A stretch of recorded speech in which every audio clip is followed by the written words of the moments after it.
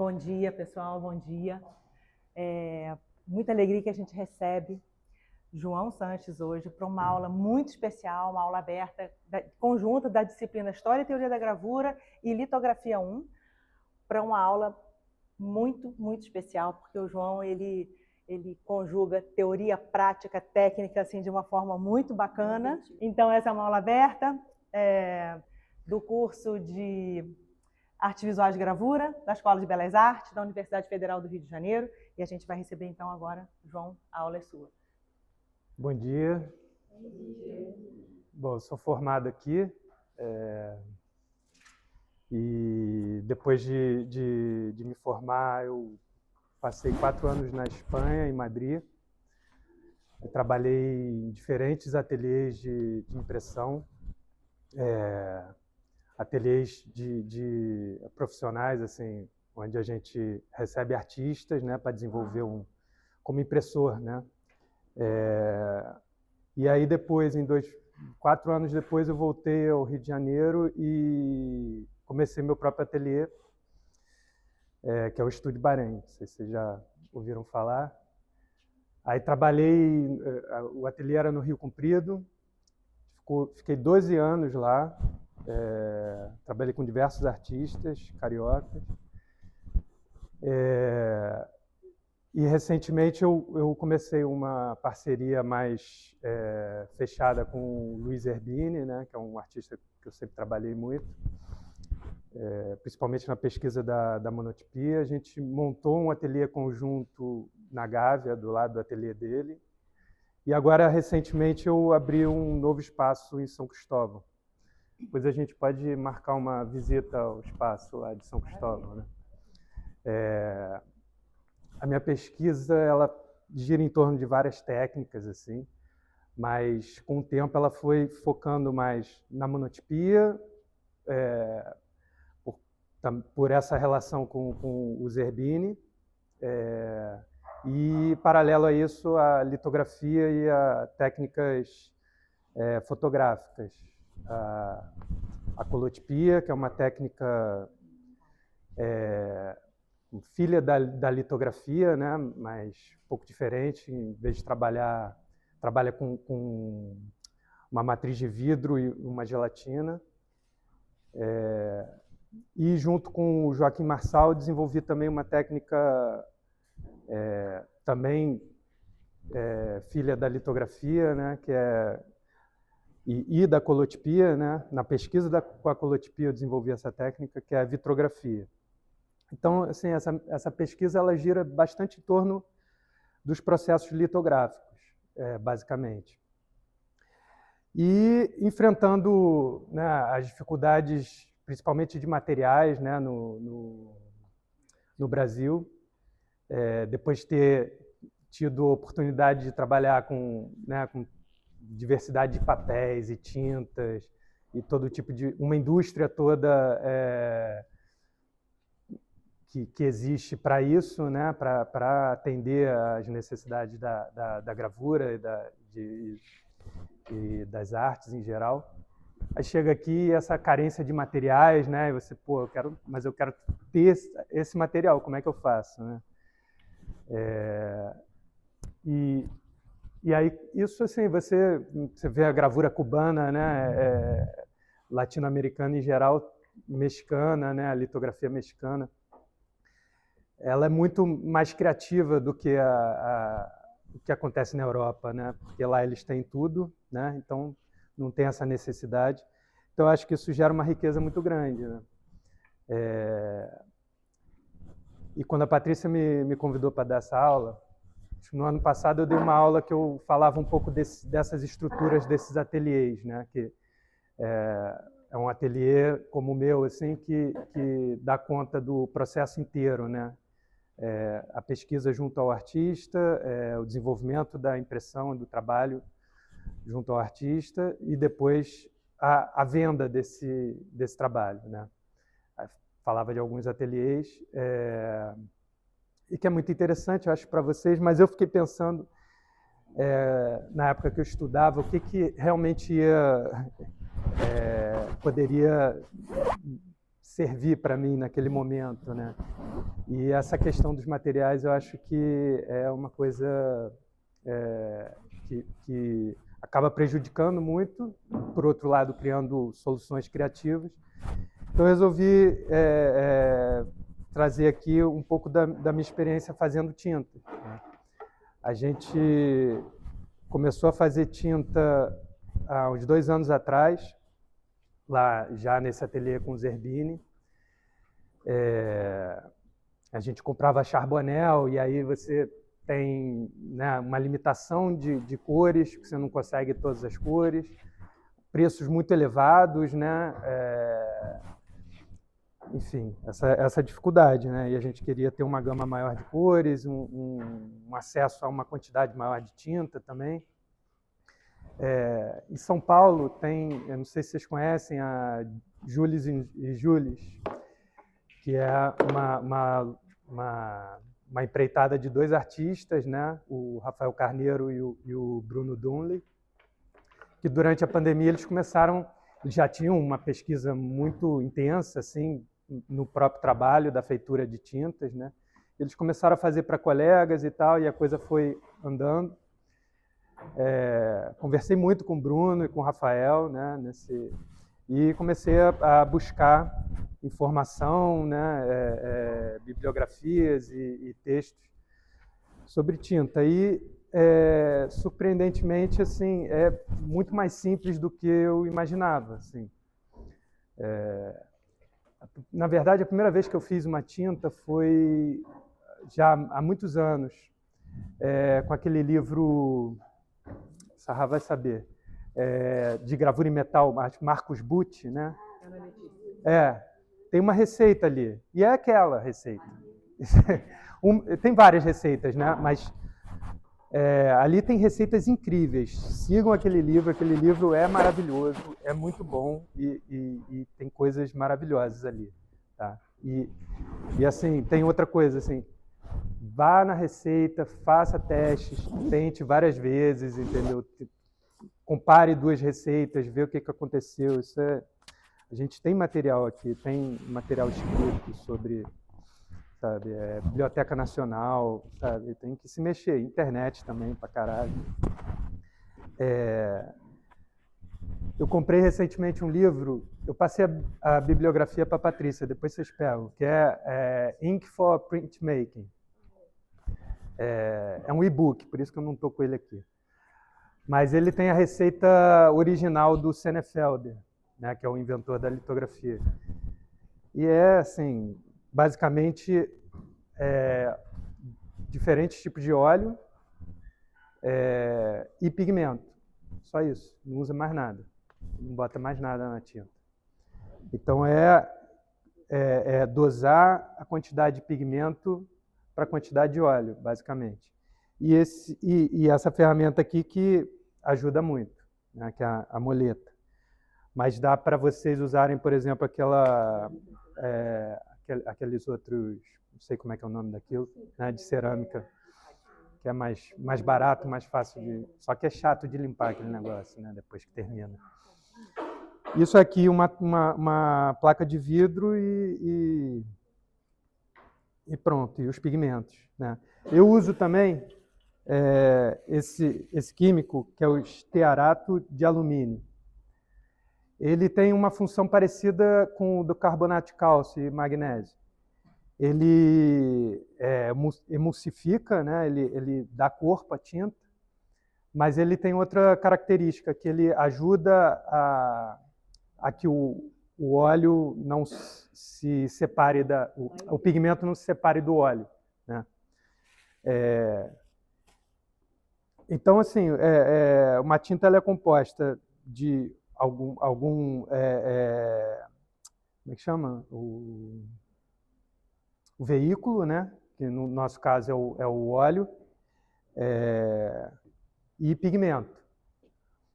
Os pigmentos são feitos, eles não se misturam com óleo, em realidade, né? Eles flutuam dentro do óleo.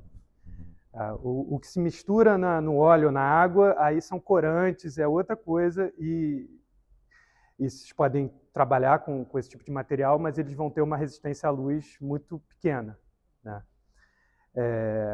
Os pigmentos eles têm os orgânicos e os inorgânicos. São dois tipos, basicamente, de pigmento.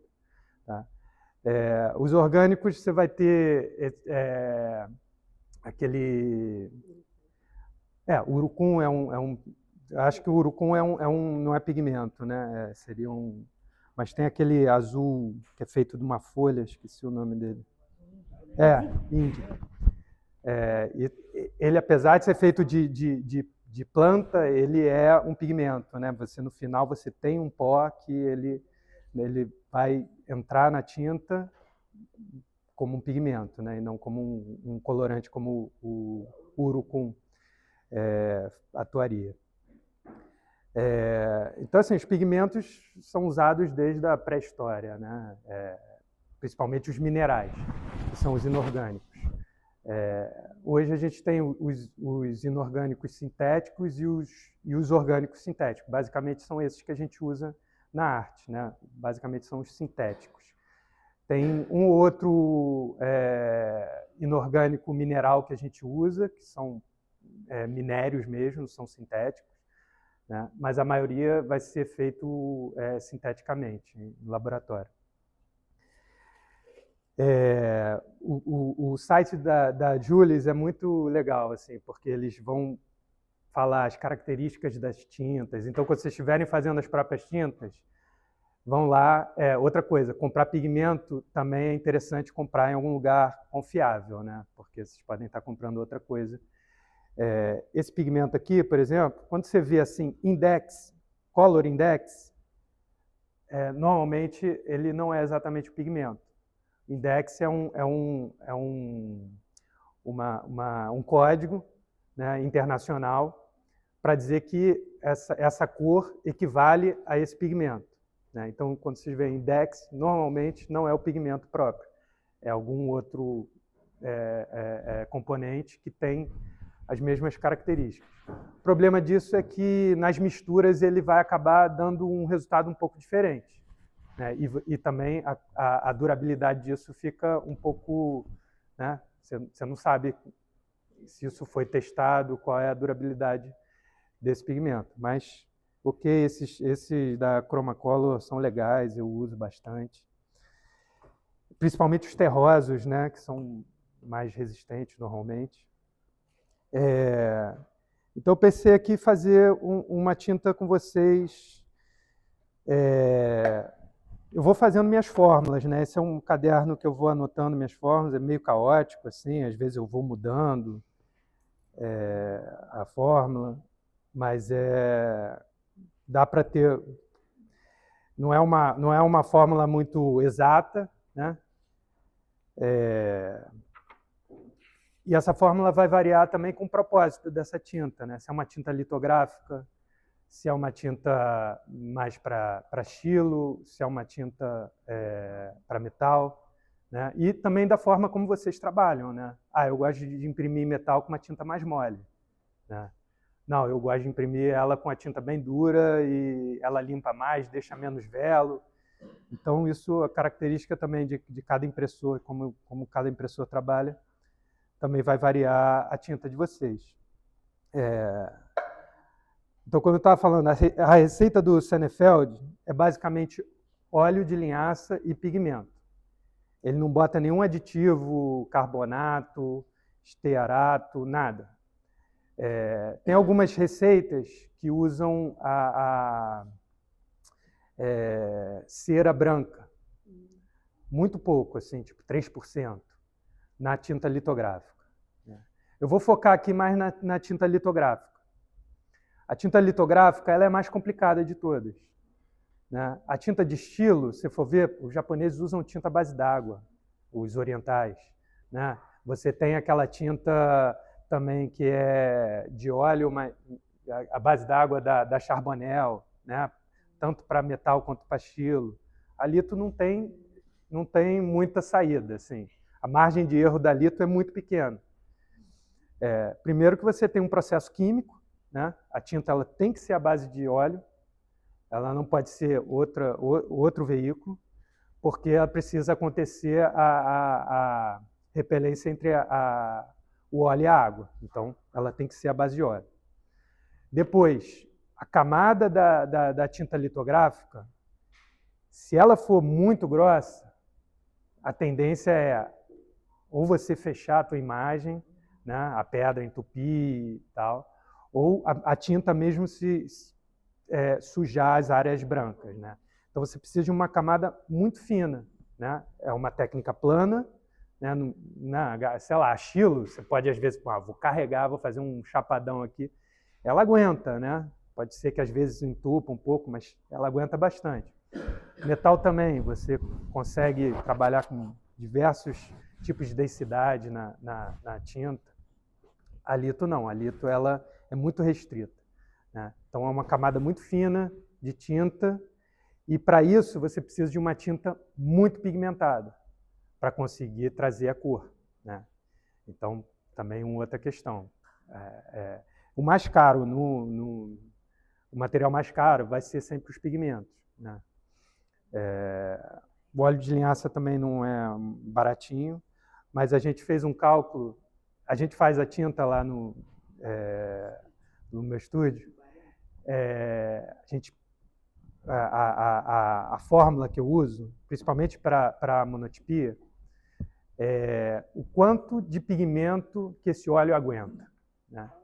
Se você pigmentar demais, a tinta começa a ficar meio, né, ela não estica, ela perde elasticidade.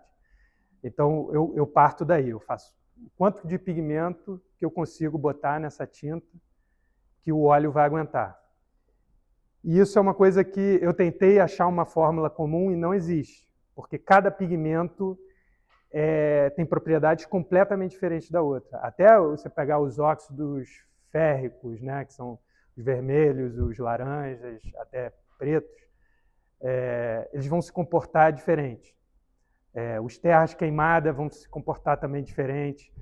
Tem o óxido, tem uma cor que eu amo, que é eu não trouxe aqui porque acabou, que é o verde óxido cromo. É uma cor inorgânica, sintética, que usa muito na cerâmica, porque ela aguenta altas temperaturas. E é impressionante, assim, porque eu pego uma latinha dessa de preto de carbono, já feita a tinta, ela vai ter um peso. Se eu pegar o verde óxido cromo, vai pesar, sei lá, 10 vezes mais. Assim, é um negócio impressionante. Assim. Então é muito fascinante, assim, porque você não consegue criar uma receita que sirva para todos os pigmentos. Cada pigmento vai ter uma receita diferente. Então, por isso que eu tenho uma receita para cada pigmento aqui. Eu trouxe o azul da Prússia, o preto de carbono, que é na receita do Senefelder, ele fala do Lamp Black, que é o preto de carbono, né? O preto que eles faziam com um fogo e uma vela, né? E aqui tem um prato, a fuligem vai grudando em cima e depois eles vêm com um pincelzinho, que é o mesmo preto do Sumier, né? Da tinta japonesa clássica, assim. É um preto muito intenso, um pouco quente, né? E é o preto clássico assim da gravura, mais usado em toda, sei lá, a história da humanidade, tanto no Oriente quanto no Ocidente. Então eu trouxe aqui, ele é super leve. Outra coisa, para manipular pigmentos, né, o ideal é usar máscara respiratórias.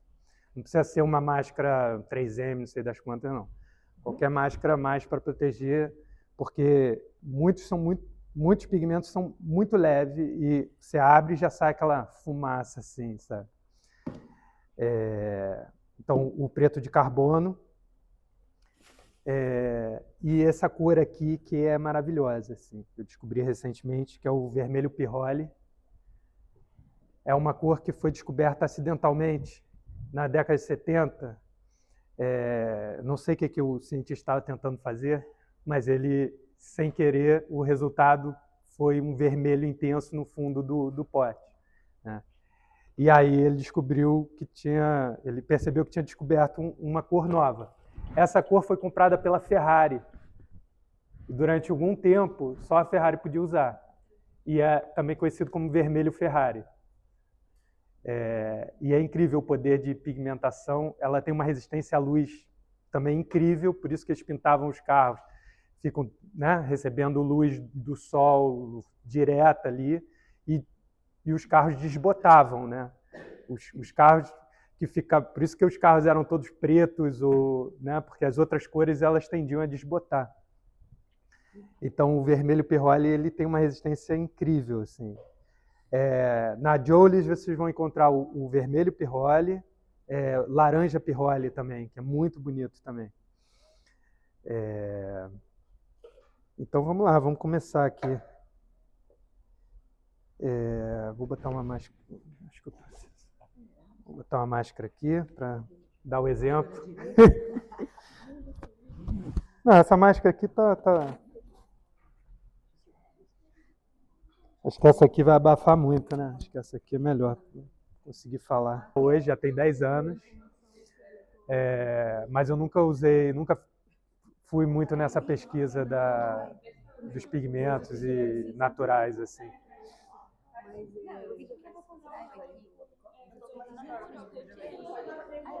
O urucum ele é meio oleoso, né? Ele mistura bem na tinta óleo. Eu tirei lá as sementes, faz tempo, assim, não me lembro exatamente. Mas, inclusive, joguei as bolinhas de urucum no meio da monotipia, aí abri assim, fazia.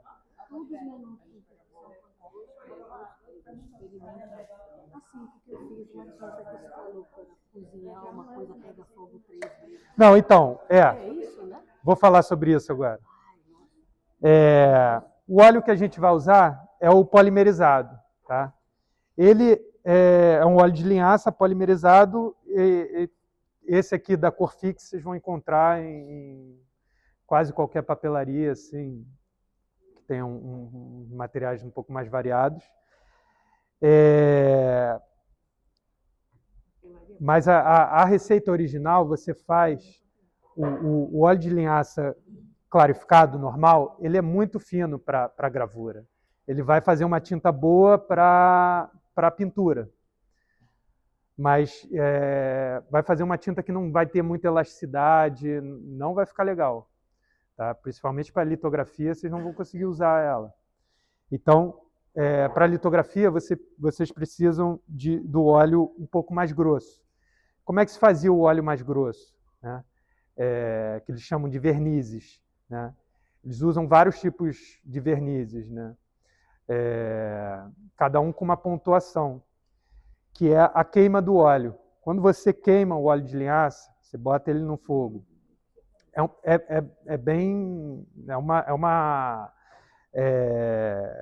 uma operação perigosa, porque o óleo esquenta a ponto de pegar fogo, né? E tem muito cheiro, porque o óleo de linhaça, né? Na hora que... Então você esquenta ele até ele entrar em combustão, ele pega fogo, aí você vai tapar até apagar esse fogo. Você apaga o fogo e tapa. Isso é uma queima, né? Para você chegar numa consistência mais ou menos do polimerizado, você vai precisar de umas 3 queimas. Cada queima, o óleo vai reduzir um pouco, ele vai ficar mais escuro e mais grosso. E também mais viscoso, né? Até chegar Se vocês forem fazer essa receita, né, vocês vão conseguir ter um controle maior do óleo de vocês, do verniz. Né? Se vocês forem ver nos Estados Unidos, eles vão ter latas com diferentes tipos de vernizes, que são óleos litográficos, já com essa gradação. Isso é muito bom, assim, porque você consegue mexer na tua tinta no meio do processo, né? A tinta está muito dura. O que a gente vai fazer? A gente normalmente vai botar um pouco de óleo de linhaça clarificado, né? Aqui a gente vai trabalhar, eu trabalho com essas duas diferentes gradações que é o polimerizado e o clarificado. Para mim isso é suficiente. A operação de queimar o óleo e tal é muito trabalhosa, mas podem experimentar. Com muito cuidado, porque realmente o óleo pega fogo e é super perigoso. Assim. Então não recomendo que façam isso em casa. É.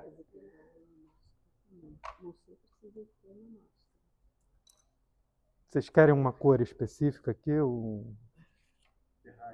Vamos fazer o Ferrari?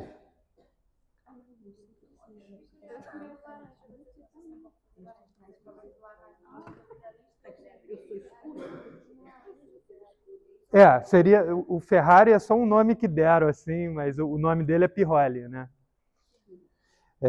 Tem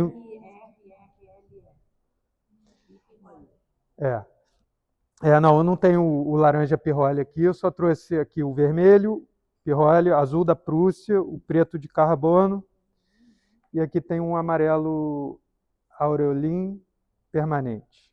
Eu fiquei com dúvida se dá para fazer o seu verde a partir desses dois pigmentos e aí tem outra proporção diferente de Então, legal essa pergunta. Uma dica que eu dou, pela minha experiência, façam tintas monopigmentárias, né? Que significa com apenas um pigmento por tinta. E aí depois das tintas prontas, vocês misturam elas e façam essas cores. Tá? Vocês vão ter um controle muito maior. Eu tenho uma ou outra tinta que eu já faço ela misturando os pigmentos, tá? Mas isso depois de experimentar muito. A gente começou com 23 cores monopigmentárias e aí a gente foi fazendo as misturas que a gente usava mais e a gente começou a criar essas receitas. Mas foi interessante até para ter um controle maior, entender melhor cada material, cada pigmento, fazer essas tintas a partir de um pigmento só.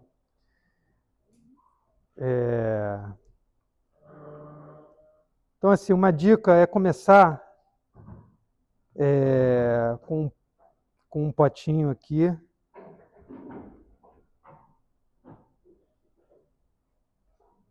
Eu já sei aqui, por experiência, que eu vou querer 1:4 de pigmento em relação ao óleo. Tá? Esse é o vermelho Piroli.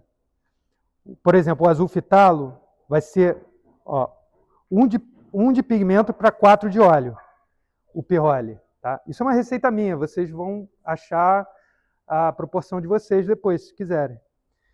Só como comparação, já o fitalo, eu consigo mais ou menos a mesma consistência com 2 de óleo para 1 de pigmento.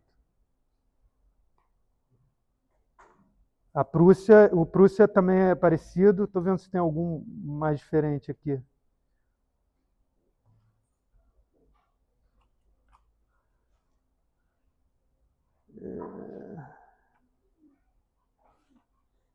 Deixa eu ver. Branco de titânio. É mais ou menos... Mas vão variar bastante. Pessoal, quando tiverem perguntas, me avisa para eu passar o microfone, porque é uma contribuição bacana ouvir as perguntas. Ah, sim,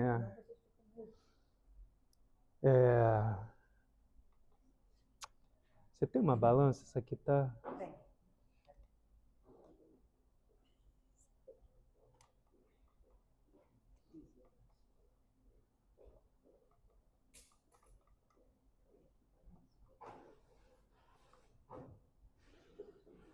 Sacanagem.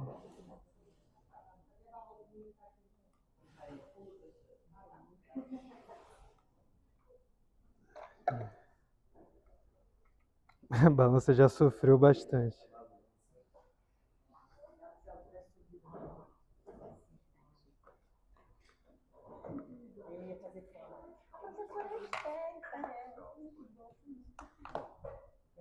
Eu ia começar a fazer a minha...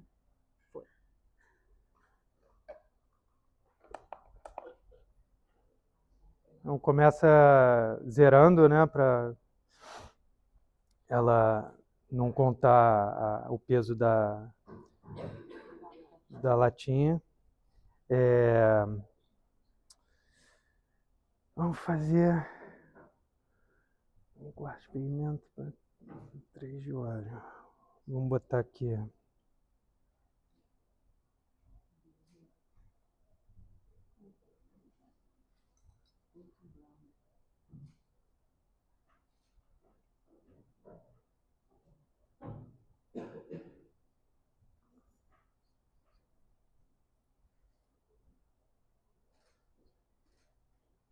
Passou um pouquinho.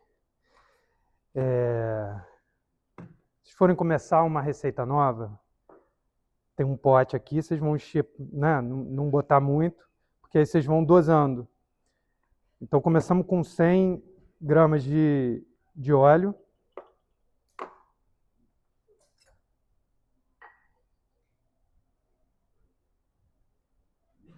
Olha o vermelho aqui dentro.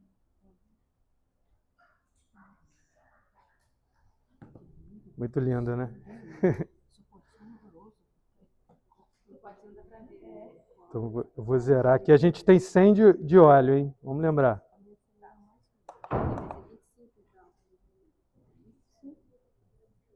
Vamos botar 25 aqui.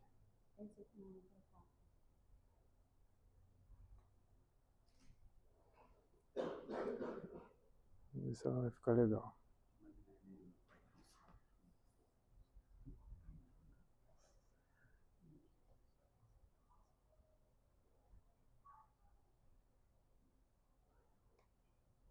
Deixa eu ver. 25.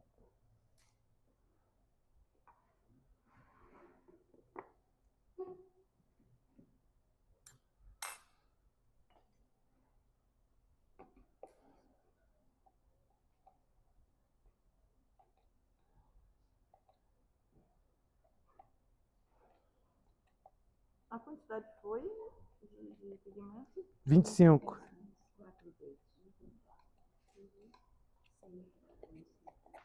Ah.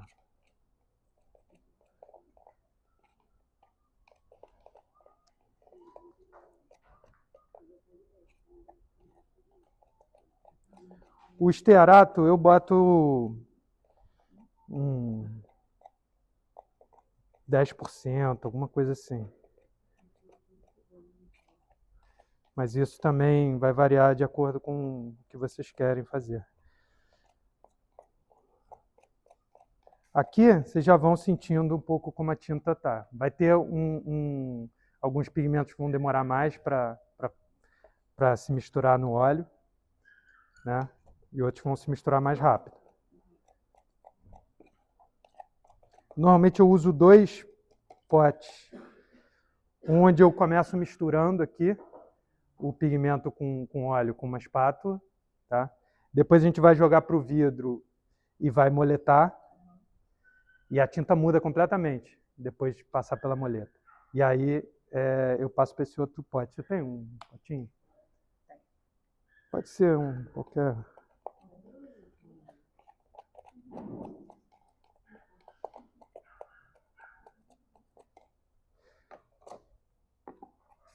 Ó, eu poria aqui mais pigmento.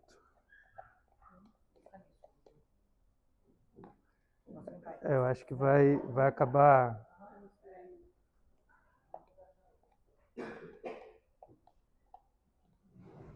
Mas vamos experimentar aqui. Tô achando que ela está muito mole ainda. A gente fez um cálculo, acho que foi com azul fitalo, da diferença de preço que saía comprando o óleo de linhaça polimerizado, comprando os materiais todos e fazendo uma tinta, acho que era 200, não me lembro exatamente, a mesma quantidade da Charbonnel, né? Que normalmente é 200 ml, né? A gente fez a comparação de preço, fazendo a própria tinta ou comprando a Charbonnel. A gente pesquisou o lugar mais barato na internet que tinha da Charbonnel e era tipo 4 vezes mais barato. Então, assim, faz diferença, né?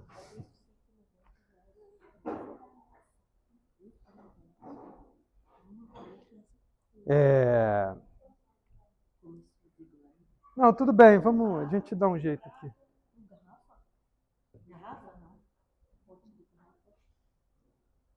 Eu acho que eu tenho um pouco.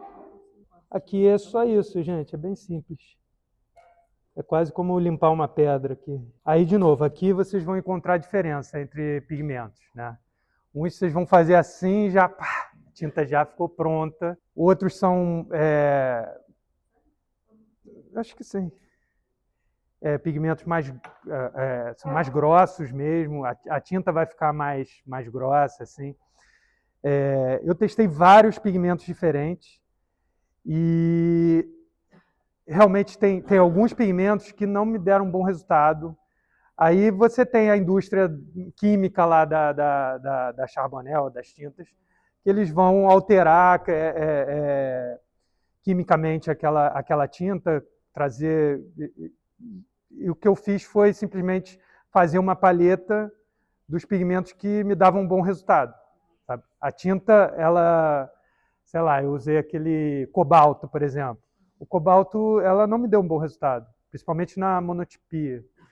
A gente precisa, lá a gente usa tintas muito opacas ou com muito poder de coloração para a gente conseguir os resultados que a gente quer. Né? De repente, né, dependendo do trabalho, uma tinta mais transparente pode ser melhor. Né? Mas é isso. Então, assim, não se assustem se vocês comprarem um pigmento, fizerem a tinta, pô, não está esticando bem, testa outro. Né? De cara eu já digo que o preto carbono começa por aí, porque esse vai dar certo. Né? Ele é usado há muitos anos pela humanidade e ele vai dar certo. Então, a partir dele, vocês podem comparar as outras tintas.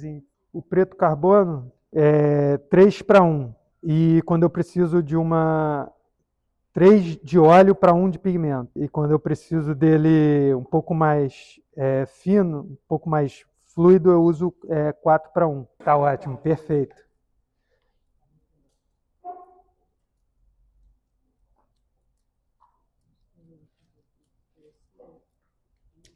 Aí aqui vocês já podem fazer um teste.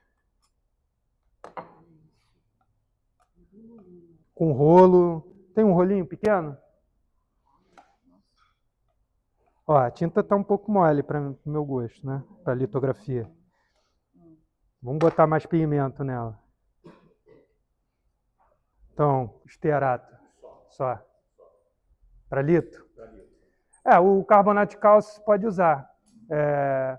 O carbonato de cálcio, eu descobri depois, ele vai tirar a opacidade da tinta. Tá? Então, se vocês carregarem demais, a tinta vai perder a opacidade dela e o poder de coloração. Ele não branqueia a tinta como a gente pensa, né? Mas ele faz com que tenha menos pigmento por área de tinta, né? Eu vou botar aqui mais 25 gramas de dobrar, para a gente ver ela bem forte. Então, eu não sou nenhum especialista, é uma coisa que eu achei, um conhecimento que eu achei que poderia servir muito para vocês e eu estou dividindo a minha experiência. Eu não tenho uma receita super... Ó como mudou. Aqui a gente já está com a tinta grossa. Agora vocês vão ver a diferença depois de moletar. Agora sim vai dar para ver bem. Tá vendo como ela está toda granulada? Vou misturar um pouco para... Vou só tirar essa daqui. Vou botar aqui dentro. Esse potinho aqui dá para imprimir muita gravura. Aí outra coisa que tem na lojinha da Jolies é isso aqui, que porra, maravilhoso, gente. Dá um pouco de trabalho para encher, mas, cara, assim, o desperdício é muito menor. Então, assim, eu uso muito para as tintas que eu gosto de usar para misturar. Então, eu faço um preto, faço um potão de preto e faço um tubinho desse. Tá? Porque aí quando eu quero só botar um pouquinho de preto nesse vermelho aqui para alterar a cor. Aí eu vou usar isso aqui. E tempo de secagem vai variar também de acordo com o pigmento. Tem uns pigmentos que secam super rápido. o prata, o ouro, secam assim muito rápido, né, como vocês já devem saber. O pirrole ele demora um pouco, não é um pigmento que seca rápido. Então aí vocês têm os secantes, né? Que eu não uso secativo, mas tem o secante cobalto, né? Vocês podem experimentar. Depois do preparo, o tempo de secagem, você diz depois do preparo da tinta para armazenar ela ou na hora da impressão? As duas coisas, né? A impressão é que interessa mais, mas também você saber que aquela tinta, se você não cuidar dela, ela vai secar e vai estragar, entendeu? Então ela tem que estar sempre fechadinha. Eu corto uns plásticos assim que eu boto em cima para não ter contato com. Agora ela já está, mas ainda está granulada, ó. Quando eu puxo aqui com a espátula, ó. Olha como ela tá vendo? Como ela granula? Aí aqui vocês já vão precisar de fazer um pouco mais de força.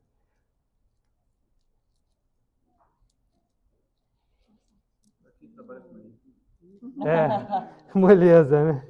Vai ter uns pigmentos que vocês vão ter que moletar mais tempo, outros que vocês vão bem rápido. Esse aqui, no caso, é bem bom de misturar. Ela, quando você moleta, ela já volta a amolecer um pouco mais. Agora está numa consistência bem legal. Atinge a consistência muito rápido.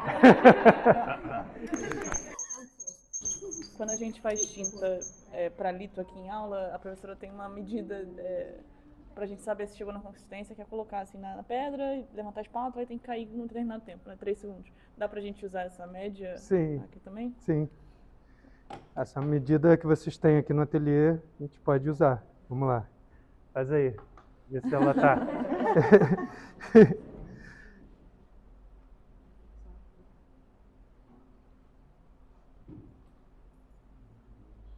Tá um pouquinho mole ainda. Tá um pouquinho mole. Vamos acrescentar um pouco de estearato para ver se a gente chega.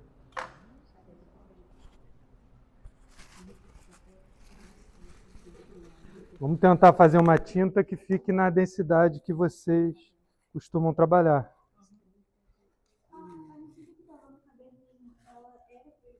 Não, esse caderninho é o meu de monotipias, então ela está mais. A receita que estava no caderninho era para litogravura? Não, é uma receita para para monotipias. Tem que ser assim, gente. Que nem show gravado ao vivo. Bom, aqui mais ou menos vocês podem trabalhar com carbonato ou com esse químico aqui, estearato. Sim. Da forma como vocês já fazem, né? Acrescentando no olho mesmo e medindo, sentindo, né?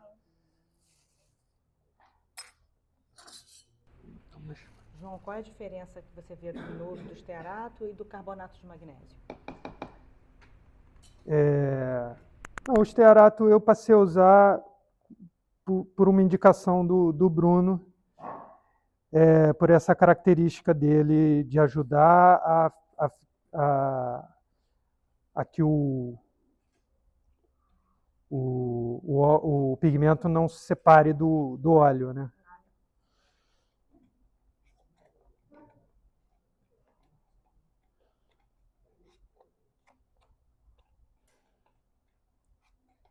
Você tem o carbonato aí?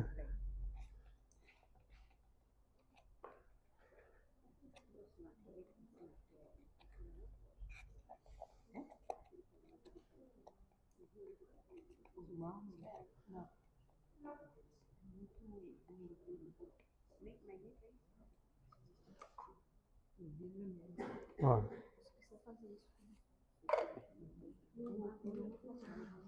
Vamos botar nesse aqui um pouquinho assim? Pode. Vê você, assim, pela consistência da tinta, quanto que você acha. E aqui você colocar cada pigmento de um jeito, né? Sim.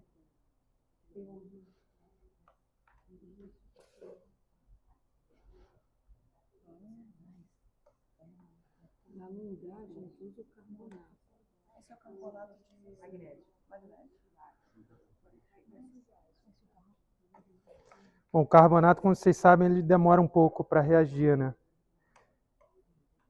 Então, se botar agora com a consistência ideal, daqui a 1 hora ele vai estar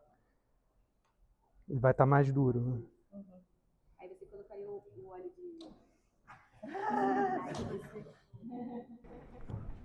Aí você colocaria o óleo de linhaça normal? Se ficar duro? Sim. Agora, o que eu faria aqui é moletaria toda essa tinta na consistência que ela está, que vai dar menos trabalho para moletar, e depois acrescentaria o carbonato para chegar na densidade, na consistência. É.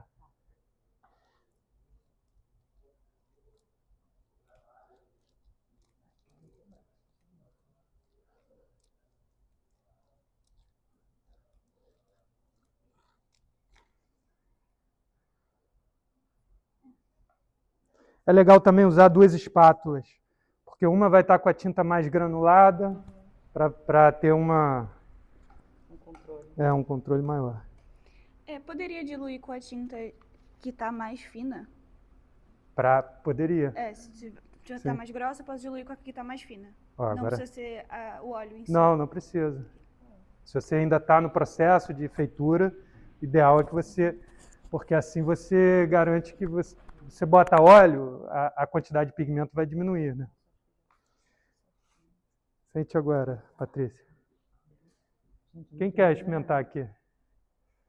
Alguém quer?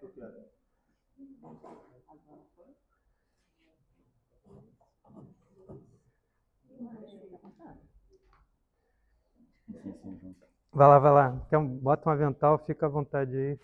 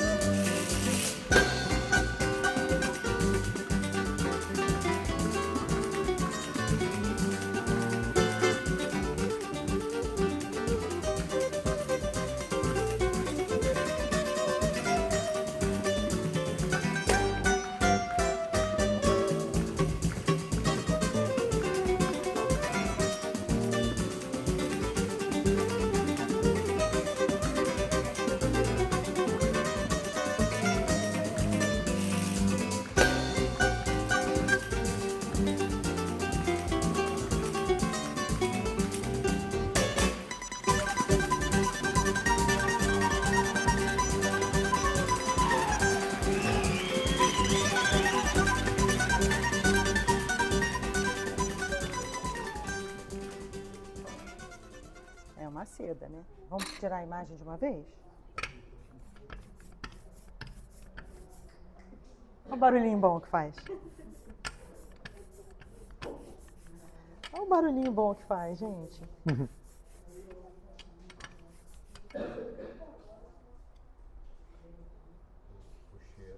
O cheiro é bom, o barulhinho é bom. O cheiro é uma delícia, né? Não é?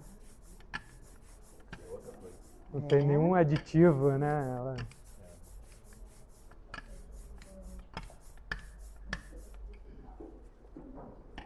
lá, vamos tirar. A água raiz está onde? Pega a água raiz pra mim. Água raiz? Ali? Tinha alguns. Tá não. Não, vou pegar ali. No meu. Hã? Água raiz? Ih, tá lá no seu armário, né? Tá, Márcio, abre o armário logo à esquerda. Dinho, pega isso, pô.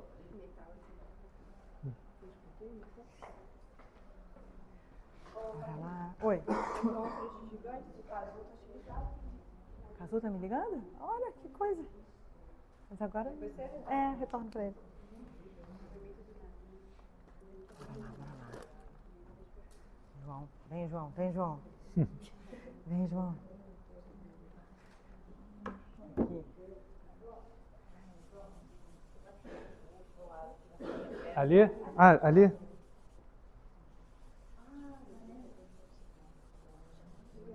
Com licença.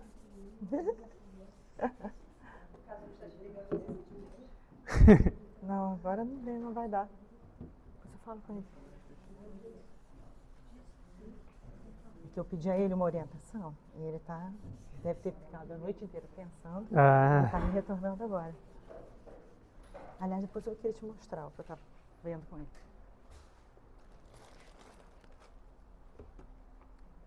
Deixa bem limpinho. Deixa eu usar o nosso vermelho.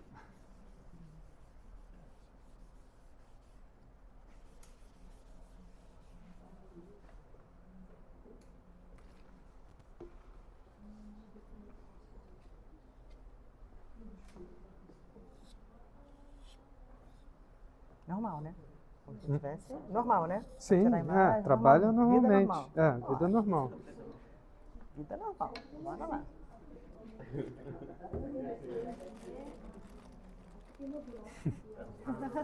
Quê? Ele estava com a estopinha para você. Ah, já estava ali? Oh, meu Deus do céu. Assim é muito chique. Eu não estou acostumada a trabalhar assim, não. Com instrumentador cirúrgico. Estou acostumada. Gente, que pigmento, né? Caralho. Uau. É a primeira prova dele? Não. Não. A gente já imprimiu uma tiragem dele ontem. Vai fazer o Senefelder da sorte. Ele é um homem. Ele é um homem. É o homem da minha vida, esse.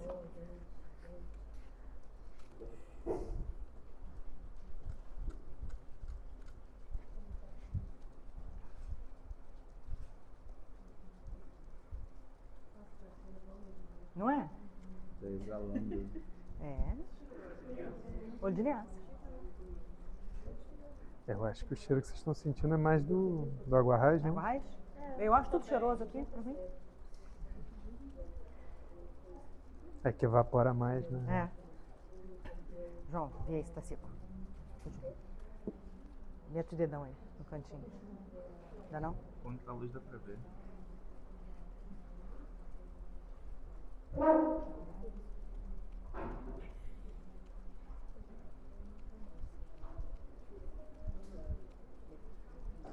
Agora foi, não? Foi? Acho que tá. Bora lá. Mano, eu quero. Pode ser até menor. Tem menor? Nem? Tá bom.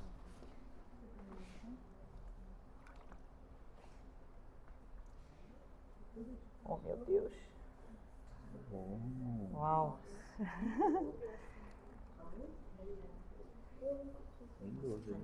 Reage super bem.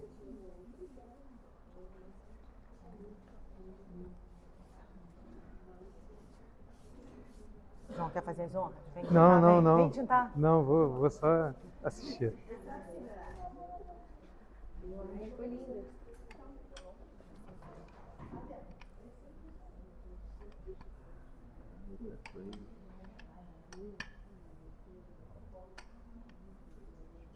Pega lindo.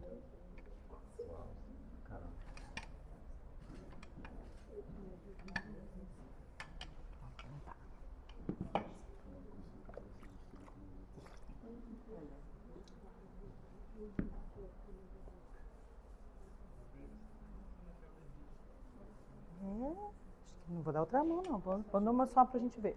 Vamos devagar. Pra sentir o... Né? O quê?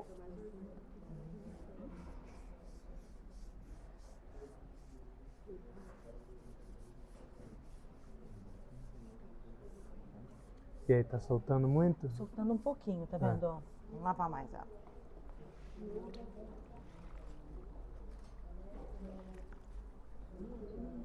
Você acha que é porque ainda tem pigmento solto, né? Ou Não, foi bem eu acho que movimentado? seria uma coisa, talvez, tentar acrescentar A cera. a cera. Ah, entendi. Ai, perdão, isso. Não. Vamos lá. Não é? Aqui eu tenho uma folha de jornal que eu tinha colocado aqui. Agora, aqui o que eu faria, Patrícia, Fala. é dar uma entintada Mais. bem rápida, assim. Tá, entendi. É. Mais uma camada, só que bem rapidinho. Sem carregar? Sem carregar. Sem carregar. Só pra... Isso? É. Faz? Sim. Isso? É. Isso.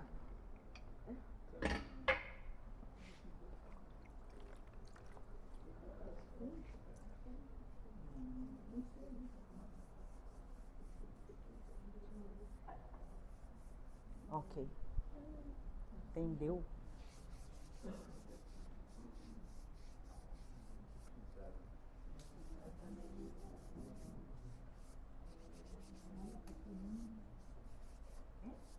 Vamos lá.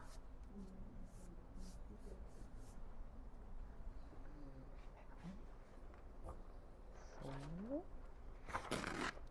Quer tirar mais? Quer? Tá levantando um pouco, né? Posso? Claro. Mas isso é questão de deixar a tinta dar uma descansada? Não, eu acho que, assim, eu trabalho com menos água, assim, não jogo tanta água assim em cima. Acho que a água tá levantando um pouco, né?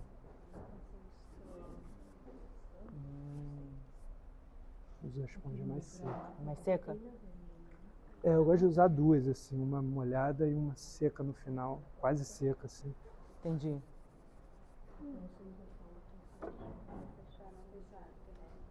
E você usa comum? Você A usa esponja comum? Não, né? Não Faz uso ela. muito, mas sim, é uma boa, assim.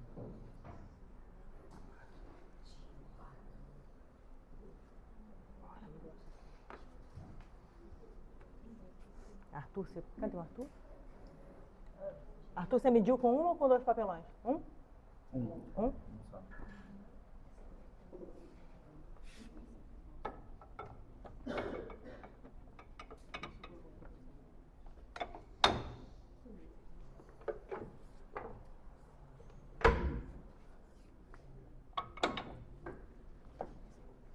Cuidado aí, ó.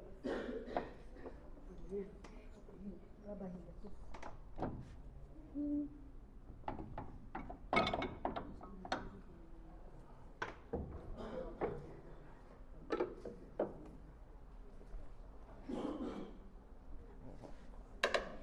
Opa! Oh, obrigada.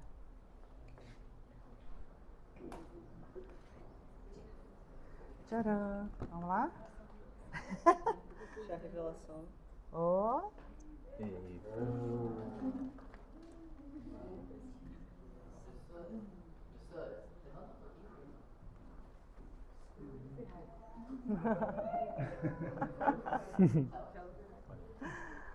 Ai, ai.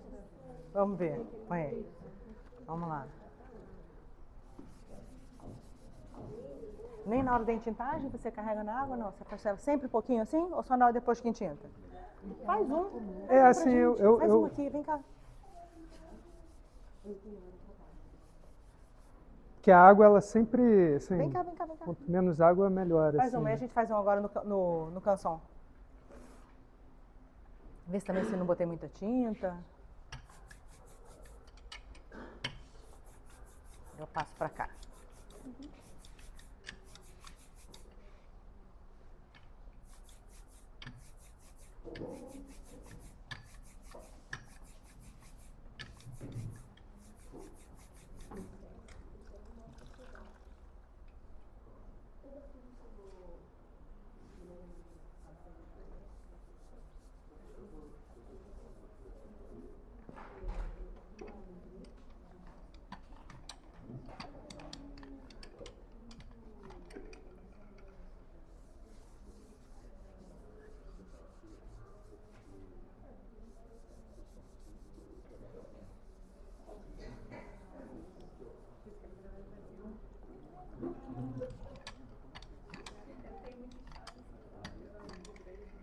fechando um pouco, né? Fechando, né? Talvez valesse botar um pouco mais de Carbonato. carbonato, né? Deixá-la um pouco mais... Ah, mas ela, no caso, eu acho que o carbonato precisava reagir mais, né? É. A gente está fazendo uma forçação de Sim, barra, sim, mas é sim. só para... Não, claro. E eu acho que já está legal de tinta. Já tá, né? Aqui deu uma... Mas eu acho que isso é da Xerox. Hã? Ela estava dando isso. Ah, tava dando? Tava Ah, eu sim. achei que fosse do rolo. Não, não. Se você quiser até dar mais uma passada, mas eu acho que é isso, ela estava É, fazendo não. isso já. Acho que não. Deixa. Vai fazer mais uma? Tá bom? Não sei. Vai no dedinho. Vai no mindinho.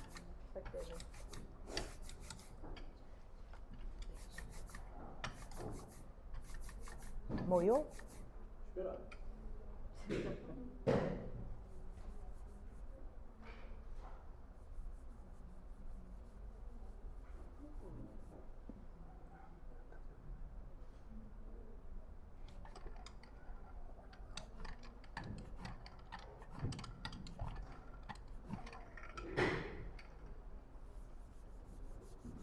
Quer que vá aqui? Na grosseria? Tá.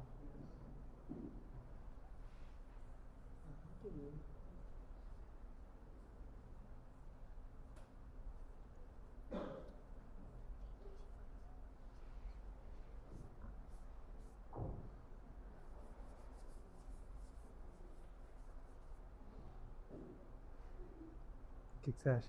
Acho que tá bacana. Tá legal. Entendi. Vai lá. Tá um pouco oleosa pouquinho demais, mole, né? Vai. Hã?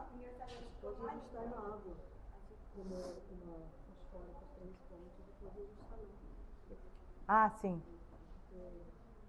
Acrescentar na água?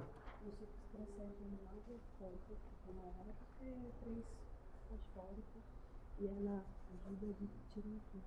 Uhum. Mas você fica com essa água só diferente. Uhum. Vai. Mas usa isso para Vai? dias Quem vai? quentes. Manda ver. Quer que eu faça? Não, tu faz. Vai lá, vou Já sentir então. tava- Faz tempo que eu não uso essa máquina.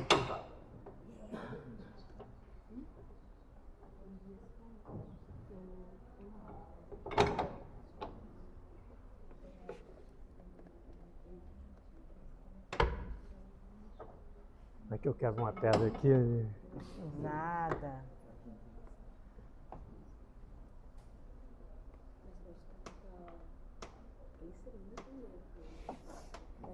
Vamos dizer meu irmão, né?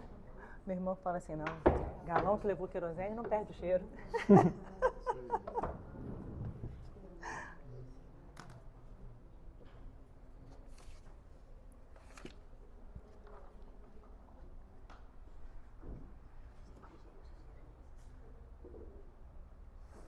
Oh, que neném. Aham.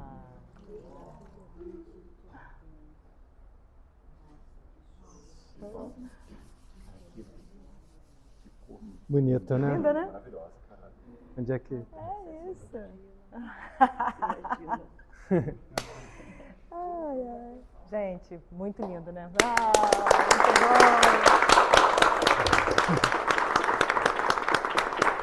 Sonnenfelder, né? muito bom. Lindo Sonnenfelder, gente. João, muito obrigada. Muito obrigada mesmo. Que isso é uma colaboração enorme, né? Porque não só pelas receitas, pelo que você trouxe pra gente, mas pelo exemplo do artista pesquisador, que eu acho que isso tem que estar dentro da gente, né? Sim. Então, muito obrigada mesmo. Foi um prazer. Agora vamos juntar todo mundo para tirar uma foto?